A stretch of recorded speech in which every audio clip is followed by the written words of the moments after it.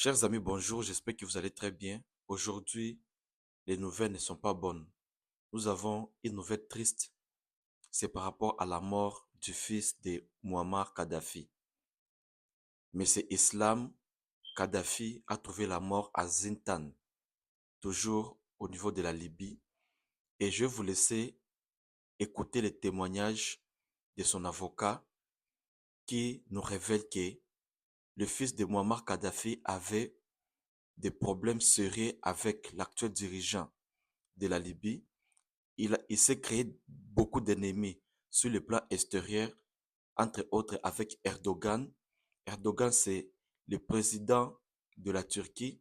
Il a eu aussi des problèmes avec le Qatar et aussi avec Vladimir Poutine.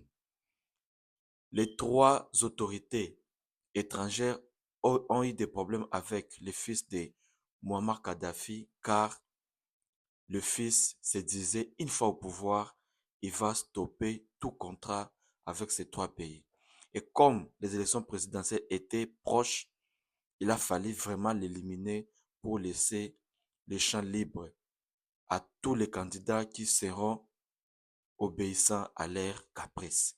Je voulais suivre l'avocat du fils de Muammar Kadhafi et puis on va se retrouver juste après. D'un service tout de même expérimenté et pas forcément de milice locale. Vous êtes de ce point de vue? Absolument, si vous voulez. C'était des professionnels. C'était pas des membres de milices ramassés au râteau pour accomplir la besogne. C'était des professionnels. Ils déconnectent d'abord le système de vidéosurveillance, pénètrent dans la maison. Saïf el-Islam était au téléphone à ce moment-là, avec un de ses amis. Il dit à son ami, des hommes armés entrent chez moi, et les coups de feu ont immédiatement suivi. Alors, que faisait donc Saïf el-Islam à Zenten? Quelles forces le protégeaient? Et avait-elle intérêt, ces forces qui contrôlent Zenten, donc, à le faire disparaître? Non, pas du tout, si vous voulez. Il avait pour habitude d'être à Zinten. Il était sous la protection de Zinten. Mais si vous voulez, Saïf el-Islam refusait toute mesure de sécurité lourde et pesante autour de lui. Je vais vous donner un exemple très précis. Il y a 8 ou 10 jours, le chef de la tribu des Kadhafa lui a téléphoné en lui disant voulez-vous qu'on vous envoie des hommes pour assurer votre sécurité? Il a refusé. Et pourquoi avait-il refusé? Parce que c'est la personnalité de Saïf. Si vous voulez, Saïf n'avait pas peur du danger. Il savait qu'il était en danger, mais il n'avait pas peur du danger. Il y a aussi un autre aspect de sa personnalité. Il avait toujours des scrupules à demander quelque chose à quelqu'un. Il ne gênait les personnes. Alors, qui, dans le fond, a le plus de raisons de se réjouir de ce trépas, de cette mort violente, aujourd'hui, en février 2026? Ah ben écoutez, c'est très simple. Vous dressez la liste de ses ennemis intérieurs et vous dressez la liste de ses ennemis extérieurs. Et vous allez arriver à la solution. Mais justement, qui sont ses ennemis intérieurs et extérieurs? Eh bien, intérieur, il y a bien entendu le clan Haftar et la ville de Misrata, qui est la base arrière de la Turquie en Libye. Donc en fait, c'est le gouvernement... Et sur le plan extérieur, vous avez la Turquie, bien entendu, vous avez la Russie, puisque désormais la Libye, après la chute de Bachar el-Assad, est devenue la base de la flotte turque dans le bassin méditerranéen. Si Saïf avait été élu président de la République, et c'est pour ça que les élections n'ont pas été organisées. Car si les élections avaient été organisées, Saïf el-Islam aurait gagné certainement ces élections. Or, Saïf voulait une Libye indépendante et sûre pour sa population. Et donc, vous pensez que la Turquie, la Russie, voulaient plutôt garder le contrôle sur le pays via le Mais bien maréchal Haftar? entendu, mais attendez, ils ont tout à fait intérêt.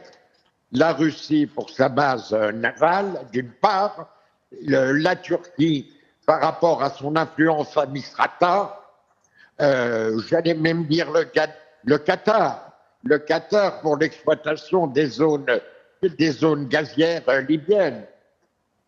Ce sont à la fois des intérêts géopolitiques, géostratégiques et financiers. Alors, donc oui, en Libye, il y a en gros deux gouvernements, celui de Tripoli, reconnu par la communauté internationale, et celui du maréchal Haftar à l'Est. Vous Oui. pensez que Saïf el-Islam gênait surtout celui du maréchal Haftar à l'Est, Mais bien entendu. et pas celui Bien de en- Tripoli?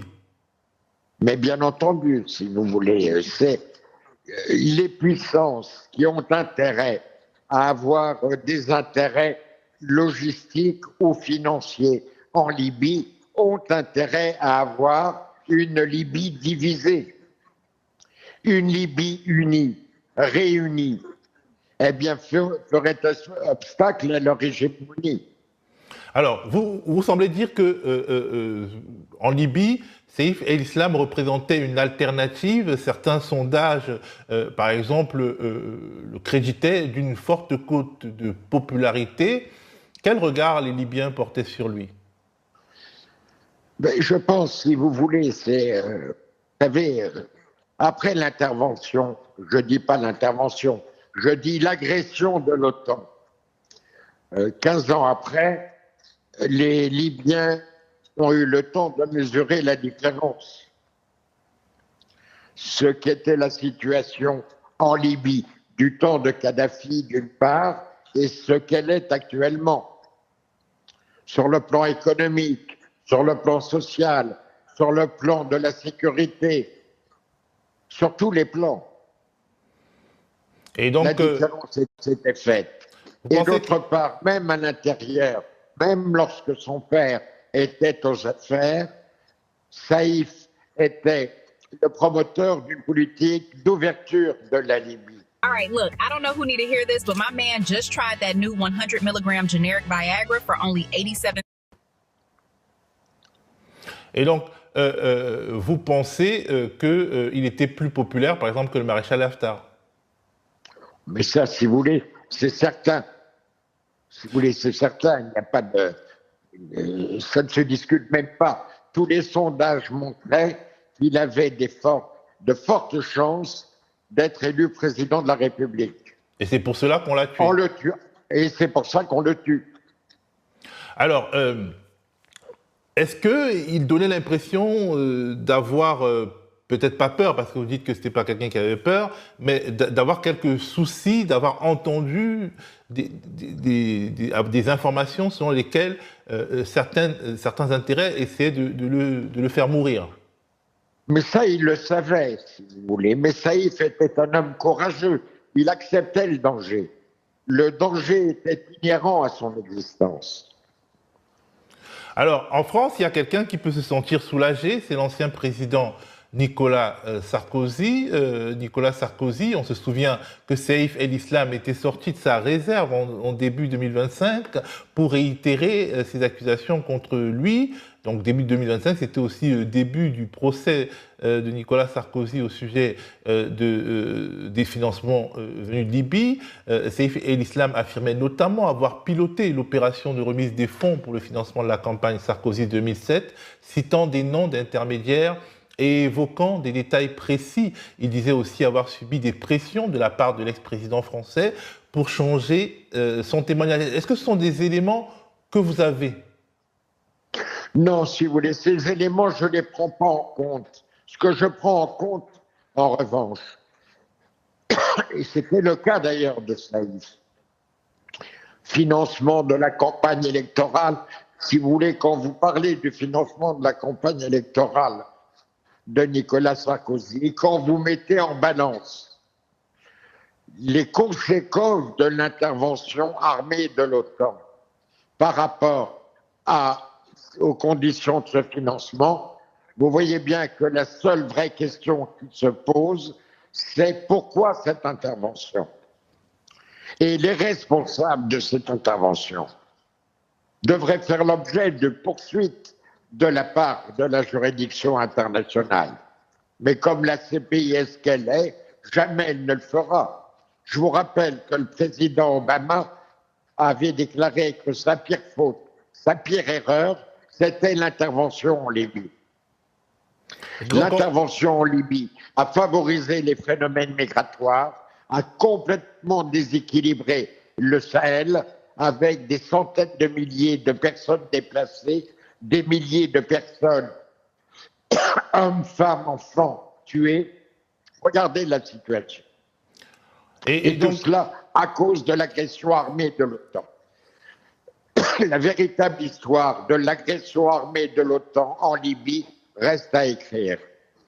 Et donc, finalement, les juges français n'entendront jamais Saïf el-Islam sur les questions de politique française, ceux de la Cour pénale internationale non plus. Aurait-il voulu, à votre avis, s'expliquer sur les crimes qui lui sont reprochés et évoquer justement l'autre partie de l'histoire de cette agression de l'OTAN, selon vos mots? Mais c'est la partie, si vous voulez, essentielle. Si vous voulez, c'est